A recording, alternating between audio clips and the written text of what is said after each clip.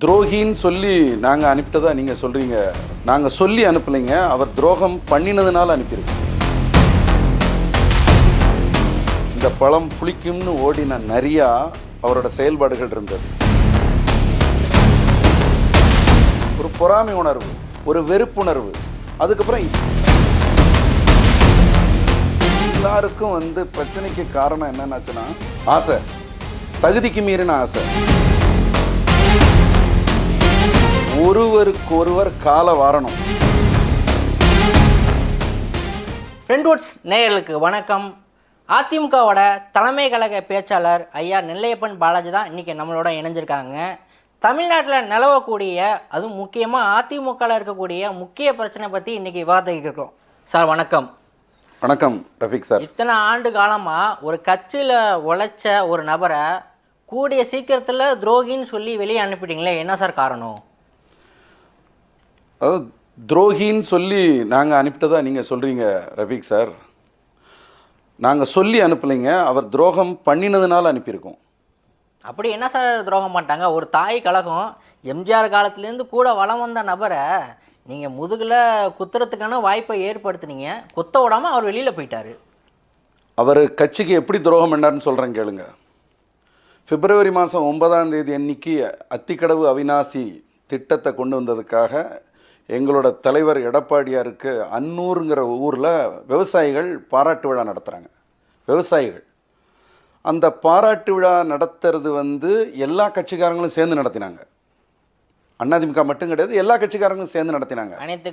அனைத்து கட்சியும் சேர்ந்து நடத்தினாங்க. ஆனால் திமுக இருந்திருக்காது.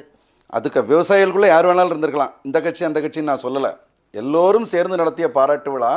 ஆனால் பாராட்டு நடத்தினது எங்கள் தலைவர், முன்னாள் முதல்வர், இன்றைய எதிர்க்கட்சி தலைவர், அனைத்து இந்திய அண்ணா திராவிட முன்னேற்ற கழகத்தினுடைய பொதுச் செயலாளர் ஐயா புரட்சி தமிழர் எடப்பாடியார் அவர்களுக்கு நடத்தினாங்க. சரிங்களா? அதுக்கு எல்லாரையுமே கூப்பிட்டுருந்தாங்க. அந்த ஆட்சியில் பங்கு பெற்றவங்க, அப்புறம் முக்கியஸ்தர்கள் எல்லாரையுமே கூப்பிட்டுருந்தாங்க. ஏன்னா எடப்பாடியாருக்கு பாராட்டு விழா நடந்திருக்குல்ல. ஆமாம், கட்சி தலைவருக்கு பாராட்டு விழா நடக்கும் பொழுது வரதான் செய்வாங்க. அவர் செங்கோட்டையனுக்கும் ஒரு அழைப்பு விவசாயிகள் சார்பாக கொடுத்துருந்தாங்க. சரிங்களா? அப்போது எங்கள் தலைவர் அந்த விழாவில் கலந்துக்கிட்டு இருக்காரு. ஊரில் இருந்துக்கிட்டு செங்கோட்டையன் அந்த விழாவுக்கு போகல. இல்லை, வேற ஏதாவது உடம்பு சரியில்லாத காரணமாக கூட இருக்கலாம்ல. மனசு சரியில்லை அவருக்கு, உடம்பு சரியில்லாமல் இல்லை, மனசில் அவருக்கு இடம் இல்லை, அதுக்கு போகணுங்கிற எண்ணத்தில் இல்லை. அதுக்கு காரணம் என்னன்னாச்சுன்னா ஒரு பொறாமை உணர்வு, ஒரு வெறுப்புணர்வு. அதுக்கப்புறம் ஏற்கனவே செய்த முடிவுக்கு ஒரு காரணம் தேடணும். எதை வச்சு காரணம் தேடலாம்? ஏன்னா அவருக்கு அங்கே இருப்பதற்கு நிறைய நெருடல்கள் இருந்தது. எங்கள் கட்சியில் இருப்பதற்கு நிறைய நெருடல்கள் இருந்தது. நெருடலா யாராவது நெருடல்கள் கொடுத்தாங்களா கட்சியில்? அது எப்படி வேணாலும் இருக்கலாங்க. அவர் மனசுலயே ரொம்ப இலவு காத்த கிளின்னு சொல்லுவாங்க, கேள்விப்பட்டிருக்கீங்களா? கேள்விப்பட்டிருங்க சார். அந்த மாதிரி ஒரு கருத்து இலவு காத்த கிளி அப்படின்னு சொல்லி கேள்விப்பட்டிருப்பீங்க. அப்புறம் ஒரு நரி கதை கேள்விப்பட்டிருப்பீங்களா? வெயிட் பண்ணி பார்த்துட்டு சீச்சி இந்த பழம் புளிக்குன்னு நரி ஓடி போயிடுச்சுன்னு சொல்லிட்டு கேள்விப்பட்டிருக்கீங்களா? கேள்விப்பட்டிருங்க சார். அதே மாதிரி தான் இலவு காத்த கிளியா இந்த பழம் புளிக்கும்னு ஓடின நிறையா அவரோட செயல்பாடுகள் இருந்தது. இப்போ மட்டும் இல்லை, ஆரம்ப காலத்துல இருந்தே அந்த ஓட்டத்துக்கு அவர் வந்துட்டார். ஏன் காலகட்டம்னா, அதாவது கிட்டத்தட்ட அம்மாவோட மறைவுக்கு பிறகு என்ன அவருக்கு ஏன் சார் உருவானுச்சு சொல்லிடுறேன்.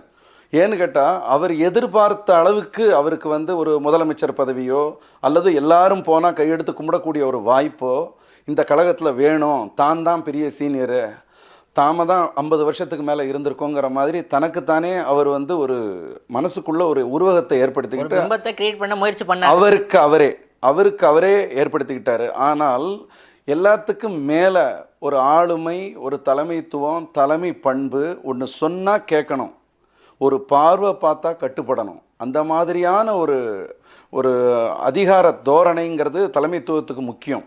நான் சொல்கிறது அதிகார தோரணைங்கிறது ஒரு தவறான அர்த்தத்தில் சொல்லலை.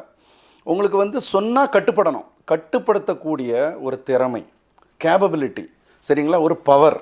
எல்லாருக்கும் அது வந்துடாது. அரசியலில் சாதாரண நிலைமையில் இருக்கிறவங்களுக்கு ஒரு வட்டச் செயலாளராக இருக்கிறார், மாவட்ட செயலாளராக இருந்து அதுக்கப்புறம் ஒன்றியத்தில் இருந்து என்னென்னலாமோ பதவிகளில் யார் ஒரு வேளை எடப்பாடியார் தலைமைத்துவத்துக்கு வராமல் செங்கோட்டையன் வந்திருந்தா அவர் கட்டுப்பாட்டில் தானே கட்சி இருந்திருக்கும். அவர் சொல்லுக்கு எல்லாருமே கீழ்ப்படைஞ்சிருப்பாங்க. ஒரு பார்வை பார்த்தா எல்லாத்துக்கும் பய உணர்வு வந்திருக்கும். அப்படி எடுத்துக்கிட முடியாதுங்க, அந்த மாதிரி இருக்க முடியாது. அப்படி பார்த்துருந்தீங்கன்னாச்சுன்னா பன்னீர்செல்வம் வந்து பல தடவைகள் வந்து முதலமைச்சர் பதவியை டெம்பரரியாக அலங்கரித்தவர். அவரால் ஏன் கட்டுப்படுத்த முடியல? ஒரு சில சதினால பதவியை பிடுங்கிட்டாங்க. சதி எல்லாம் கிடையாதுங்க. அவர் பதவியில் பிடிங்கினதுக்கு வந்து சதி நீங்கள் காரணம் சொல்கிறீங்க. அவரே சதி செஞ்சு கட்சியை விட்டு போனவர், தெரியுதுங்களா? அவர் மட்டும் சதியினால் ஒன்றும் அவர் பதவி ஒன்றும் பிடிங்கிட்டு ஒன்றும் அனுப்பலை, தெரியுதுங்களா? அவர் தன்னுடைய முடிவுகளை வந்து எவ்வளவோ மாற்றிக்கிட்டே இருந்தார், விசுவாசங்களை மாற்றிக்கிட்டே இருந்தார். எல்லாருக்கும் வந்து பிரச்சனைக்கு காரணம் என்னென்னாச்சுன்னா ஆசை, தகுதிக்கு மீறின ஆசை, தகுதிக்கு மீறின ஆசை. ஓபிஎஸ்ஸுக்கும் செங்கோட்டையனுக்கும் தலைமைத்துவத்து வர்றதுக்கு எந்த விதமான ஒரு இது ஆசைகள் இல்லை அப்படின்னு தகுதி இல்லைன்னு சொல்ல வரீங்க?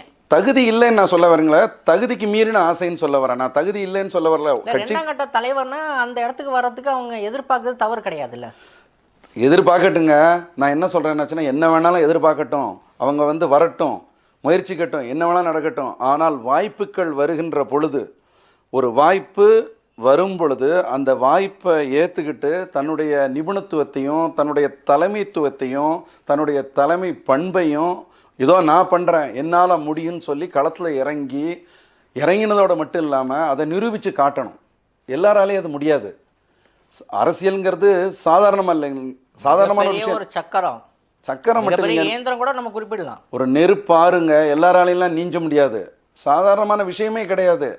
ஏற்கனவே நான் உங்கள்கிட்ட முன்னாடியே ஒரு விஷயத்தில் நான் உங்கள்கிட்ட கருத்து பரிமாறும் பொழுது இதே கருத்தை நான் உங்கள்கிட்ட சொல்லியிருக்கிறேன். வலது கையில் வந்து பொக்கே வச்சுருப்பான், இடது கையில் பின்னால் வந்து கத்தியோ வாளோ வச்சுருப்பான். நீங்கள் பேசுவான், சிரித்து பேசுவான், எல்லாமே பண்ணுவான், நலம் விசாரிப்பான், நீங்கள் எப்படி இருக்கீங்க அம்மா, நீங்களும் நானும் சேர்ந்து செயல்படலான்னு சொல்லுவான். ஆனால் நீங்கள் நினச்சிக்கிட்டு இருப்பீங்க நம்மள்ட்ட பொக்கே கொடுக்கறதுக்கு தான் இவர் வெயிட் பண்ணிக்கிட்டு இருக்காருன்னு நினைப்பீங்க. ஆனால் நீங்கள் பொக்கே வாங்கிறதுக்குள்ளே இடது கையில் இருக்கிற ஒரு வாளையோ கத்தியோ எடுத்து உங்கள் வயத்தில் சொருகி உங்களை காலி பண்ணிவிடும். நம்ம நினைப்போம் பொக்கேன்னு, ஆனால் அது பின்னாடி தான் தெரியும் அது வந்து பொட்டி கட்டிட்டாங்கன்னு. அதான் என்னன்னா, ஒருவருக்கொருவர் காலை வாரணும், தெரியுதா? ஒருத்தருக்கொத்தர் காலை வாரணும், ஒருத்தருக்கொத்தர் துரோகம் பண்ணணும். அரசியல்லாம் அதுதான் சார். அப்படி கிடையாதுங்க. அதாவதுங்க, நல்ல எண்ணத்தோடு இருக்கிறவங்களுக்கு துரோகம் பண்ணக்கூடாது, நல்லது நினைக்கிறவங்களுக்கு துரோகம் பண்ணக்கூடாது, சரிங்களா? ஆனால் ஒரு விஷயத்தை எடுத்து ஒருத்தர் வந்து என்னால் முடியும், நான் பண்ணி காட்டுறேன்னு சொல்லி களத்தில் இறங்குறார். இறங்கி எவ்வளவுக்கு எவ்வளவு போராட்டங்களோடு, எவ்வளவுக்கு எவ்வளவு கஷ்டங்களோடு, எவ்வளவோ பிரச்சனைகள், எவ்வளவோ தடைக்கற்கள், எத்தனை கோர்ட்டு கேஸு, எவ்வளவு ப்ராப்ளம், எங்கெல்லாமோ நெருக்கடி. ஒரு தனி மனிதனுக்கு, எங்களுடைய தலைவருக்கு, புரட்சி தமிழர் எடப்பாடியாருக்கு எல்லாமே தலைமை பதவிக்கு வந்த பிறகு தானே. தலைமை பதவிக்கு வந்த பிறகு தான், பதவிக்கு வந்த பிறகுங்கிறது மட்டும் இல்லாமல் அவருடைய செயல்பாடுகளை பார்த்து இவருக்கு இடம் கொடுத்தா இனிமேல் வேறு யாருமே வர முடியாது. அப்படி இருக்கும்போது நான் சொல்லிடுறேங்க, அப்போது அவங்களுக்கெல்லாம் வந்து மனசுக்குள்ள ஒரு ஏக்கம், ஒரு பொறாமை, நாம் வர முடியல, நமக்கு மேலே போயிட்டு ஒழுங்கான பாயிண்ட்டை பிடிச்சிட்டிங்க. இப்போ அவங்களால தாங்கி கொள்ள முடியல. அவங்க அதாவதுங்க, மக்களை பொறுத்தவரையிலே அதுதானே. 2016க்கு முன்பு இருந்த எடப்பாடியாருடைய உருவமும் எடப்பாடியாரனுடைய ஒரு பிம்பமும், அதற்கு பிறகு அவர் ஆட்சியை பிடிச்சு அந்த ஆட்சியை நிலைநிறுத்துறதுக்காக வேண்டி அவர் போராடின விதம், எடுத்துக்கொண்ட அத்தனை சட்ட நடவடிக்கைகள் எவ்வளவோ. ஒருவேளை பிஜேபி சப்போர்ட் பண்ணல அப்படின்னா எடப்பாடி ஆட்சி எப்பயோ காணாம போயிருக்குமே. அப்படி சொல்ல 4.5 வருஷம் பிஜேபி தானே அந்த ஆட்சி வந்து தான் கைக்குள்ள இருக்கலாங்க. பிஜேபியோட சப்போர்ட்டோடையே பண்ணட்டும். ஆனால் அதே பிஜேபியோட சப்போர்ட்டோடையே என்னால் முடியும்னு சொல்லிட்டு என்ன காரணத்தினால பன்னீர்செல்வத்தால் வர முடியல? ஓபிஎஸ்ஸுக்கும் பின்பலமாக பிஜேபி இருக்குங்கிற மாதிரி தானே அவர் ஒரு உருவத்தை கொடுத்தாரு, அவர் ஒரு பிம்பத்தை கட்டமைச்சாரு, எனக்கு பின்னால் பிஜேபி இருக்குன்னு தானே சொன்னார். ஆடிட்டர் குருமூர்த்தியோட செயல்பாடு கேட்டு தானே ஓபிஎஸ் வந்து செயல்பட்டார்ல, அந்த பேச்சை கேட்டு தானே தர்ம யுத்தமே போனார், சரிங்களா? ஆனால் அவரால் அதே பிஜேபியோட பின்புலத்தில் தானே பன்னீர்செல்வமே இருந்தார். அவரால் ஏன் ஷைன் பண்ண முடியல? அவர் இந்த கட்சியிலிருந்து போகும் பொழுது, நீக்கப்பட்ட பொழுது, அவர் கூட போனவங்க மொத்தம் 4 பேர் தானே. அந்த 4 பேர்லேயும் 3 பேர் அவர் கூடயே இல்லையே, அவரே அவர் கூட இல்லையே, சரிங்களா? அப்போ யார் இருக்காங்க? ஒத்துரிமை இல்லை. அப்படி இருக்கும் பொழுது பிஜேபியோட பின்புலம் இல்லைன்னாச்சுன்னா எடப்பாடியாரால் வந்து சாதிச்சிருக்க முடியாது, அவரால் வந்து இவ்வளவு தூரம் அவரால் ஷைன் பண்ண முடியாதுங்கிற கருத்துலேருந்து கொஞ்சம் மாறுபடணும் சார். பிஜேபியோட சப்போர்ட் இருந்தது, அவங்க மத்தியிலிருந்து மாநில ரீதியாக ஒரு முதல்வராக அவருக்கு எவ்வளவு தூரம் கோஆப்ரேட் பண்ணணுமோ அவ்வளோ தூரம் கோஆப்ரேட் பண்ணாங்க. அதனால தான் அவரும் அவங்க செயல்பட்டார். கொண்டு வந்த எந்த ஒரு திட்டமா இருந்தாலும் ஏன் எதுக்குன்னு கேள்வி கேட்காம நிறைய திட்டங்களுக்கு கையெழுத்து போட்டு கொடுத்தவர் தானே முன்னாள் முதலமைச்சர் அப்படியெல்லாம் கிடையாதுங்க. அவர் அந்த மாதிரியான ஒரு தலையாட்டி பொம்மை கிடையாது. அப்படி எல்லா விஷயங்களுக்கும் பிஜேபி சொல்றதுக்கெல்லாம் நாடு முழுக்க எதிர்ப்பு கிளம்புனுச்சு. சிஏ என்ஆர்சி போன்ற போராட்டங்களுக்கு வந்து அனுமதி கொடுத்தது எடப்பாடி. அதுக்கே நீங்க போனதான் நிறைய விளக்கம் கொடுத்துட்டீங்க. இந்த திட்டம்னால நமக்கு ஆபத்துன்னு அவருக்கு தெரியும். இருந்தாலும் சரி நமக்கு சப்போர்ட் பண்றாங்க, நம்ம கையெழுத்து போட்டு கொடுத்தாரு. ஹலோ, திட்டம்ங்கிறதுனால ஆபத்துன்னு தெரிஞ்சே அவர் வந்து ஒப்புதல் கொடுத்தாருங்கிற கருத்துல இருந்து நான் மாறுபடுறேன். அந்த மாதிரியான கருத்துக்கள்லாம் கிடையாது. கூட்டணியினுடைய தர்மப்படி சில விஷயங்களுக்காக விட்டு கொடுத்து அவர் செயல்பட்டார். நான் ஒன்றும் கேட்குறேன், தர்மம் அப்படின்னு இல்லை, நான் ஒன்று கேட்குறேன், அந்த சட்டத்தினால இத்தனை பேர் பாதிக்கப்பட்டிருக்காங்கன்னு ஏதாவது ஒரு லிஸ்ட் காட்டுங்க பாப்பா. நீங்க இந்த சட்டம் பெருசா அமல்மெண்ட்டுக்கு கொண்டு வராதனால தான் கொண்டு வர முடியல. அதுக்குள்ள கொரோனா காலகட்டங்கள் வந்துருச்சு. எவ்வளவு மக்கள் போராடினாங்க. அடுத்து கொரோனா, அது எப்படியாவது சரிங்க, கொரோனா முடிஞ்சு எஸ்ஐஆர் கொண்டு வந்துட்டாங்களே. இருக்கட்டுங்க, எஸ்ஐஆருக்கும் நீங்க சொல்ற அந்த சட்டத்துக்கும் சம்பந்தமே இல்லை. இது வேற அது வேற. இருந்தாலும் அதோட ஓரளவுக்கு லிங்க் ஆகுது. கிடையாதுங்க, அதுக்கு இதுக்கும் சம்பந்தமே கிடையாது, தெரியுதுங்களா? அது ஓரளவுக்கு லிங்க் ஆகுதுங்க. நீங்க கருத்து சொல்றீங்க. இது வேற மாதிரியான இது, அது வேற மாதிரியான இது. அதுல வந்து ஓட்டுரிமை சம்பந்தப்பட்ட விஷயங்களை லிங்க் பண்ண முடியாது. எங்க தலைவரை பத்தி நீங்க சொல்லும்போது என்ன சொல்றீங்கன்னாச்சுன்னா, அவர் வந்து தெரிஞ்சே இதால பாதிப்பு வரும், இதால பிரச்சனைகள் வரும் தெரிஞ்சா கூட பிஜேபி சொன்னது அதனால அவர் வந்து தலையாட்டி கையெழுத்து போட்டாருங்கிறீங்க. அந்த மாதிரியான நபர் அவர் அல்ல. நீங்க ஒரு வார்த்தை ஆரம்பத்தில் சொன்ன மாதிரி மக்களால் தேர்ந்தெடுக்கப்படலையேன்னு அப்படின்னு சொல்லி ஒரு ஏக்கத்தை நீங்களும் தெரிவிச்சிங்கல்ல. உங்க ஏக்கம் போற மாதிரி மக்களால் தேர்ந்தெடுக்கப்பட்ட பெரும்பான்மை சட்டமன்ற உறுப்பினர்களால் அவர் தேர்ந்தெடுக்கப்பட்டு 2026 கவர்னர் மாளிகையில் எடப்பாடி பழனிசாமி ஆகிய என்னும் நான் அப்படின்னு சொல்லி அவர் பதவியேற்பு ஏற்கக்கூடிய நாள்லேருந்து தமிழகம் ரொம்ப சந்தோஷமாக இருக்கும். இதுதான் எங்களோட ஆசை. அதுக்கு தான் நாங்கள் வேலை பார்த்துட்டு இருக்கிறோங்கிறத சொல்லி எனக்கு வாய்ப்பு கொடுத்ததுக்காக நன்றி சொல்லி முடிக்கிறேன். ரொம்ப நன்றி சார். நன்றி சார். வணக்கம் தமிழ். வணக்கம்.